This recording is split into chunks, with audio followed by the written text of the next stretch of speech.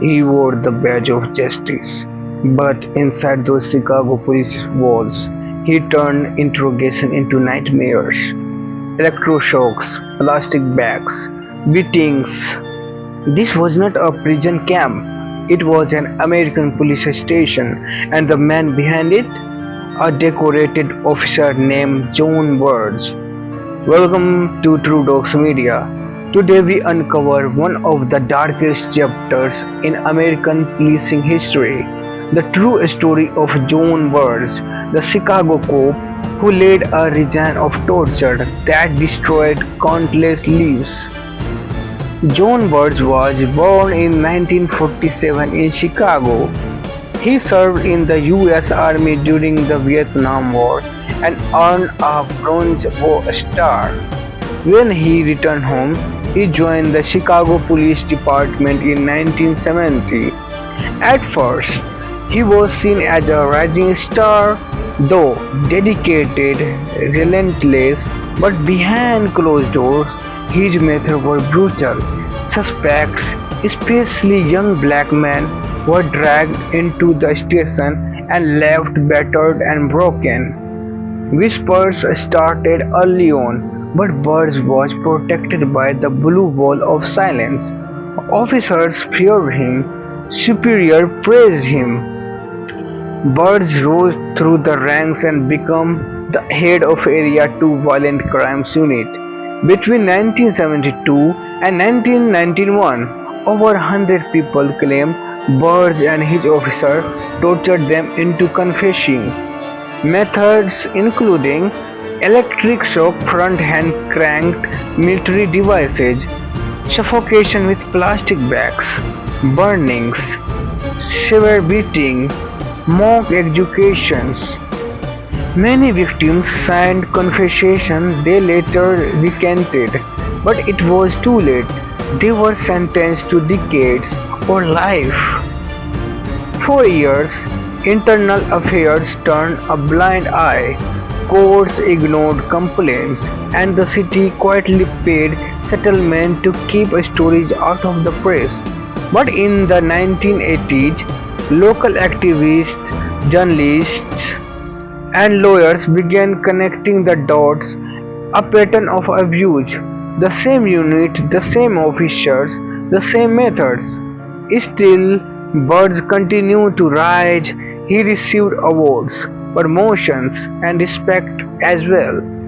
In 1991, Andrew Wilson, a man convicted of killing two cops, filed a civil rights lawsuit. He claimed he was tortured by Burge and others. This time, people listened. A federal judge found Wilson's claim credible, and an internal review finally determined that Burge had lied. In 1993, John Burge was fired, but for the dozens, maybe hundreds of men he helped convict, justice was still far away. Despite his firing, Burge was never criminally charged at the time. Why? Because the statute of limitations was torture had expired. He retired to Florida, collecting a full police pension. Meanwhile, innocent men remained in prison. Families waited. Cases were reopened. One by one, conviction fell apart. Activists like Flint Taylor and organizations like the People's Law Office kept pushing. Journalists uncovered more files. The city's shame grew larger. Finally, in 2008, the tide shifted. Federal prosecutors found a new angle. Perjury.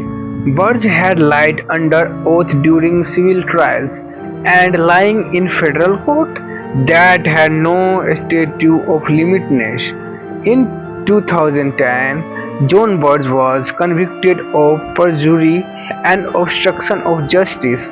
He was sentenced to 4.5 years in prison, a small sentence. Consider the lives he destroyed. By the 2010, Chicago was forced to confront its signs. Dozens of birds victims were released. Some sued and won millions. In 2015, Chicago created a $5.5 million repatriation fund for survivors of police torture. The city even began teaching the birds case in public schools, but critics said it's not enough. Some victims had died in prison, others lived with trauma and Birds. He finished his prison term in 2014 and lived in Florida until his death in 2018. John Burns died a free man, but the scars of his actions remain in the city he once served. His name has become a symbol of police abuse, corruption, and the devastating impact of unchecked power. And to the day, Chicago lives with a question: how many other John Burns are still out there? Thanks for watching True Docs Media. If this video shocked you, subscribe and share. Let's make sure history does not repeat itself. Stay aware, stay critical, stay human. Thanks for your time.